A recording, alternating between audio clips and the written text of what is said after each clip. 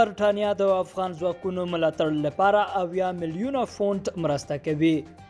په کابل کې د برټانیا سفارت ویلي چې هیواد به د افغان امنیتي او دفاعي ځواکونو د ملاتړ لپاره 80 میلیونه فونټ مرسته وکړي.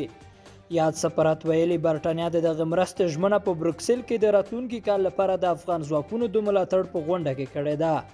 برټانیا ویلي دوی به د افغان ځواکونو د مالی ملاتړ سربیره له دغو ځواکونو سره خپلو تخنیکي او تخصصي مرستو ته هم دوام ورکړي. د برټانیا سفارت د معلوماتو له مخې د دې مرستې موخه د تلپاتې سولې او ثبات پر مسیر د افغانستان برابرول دي.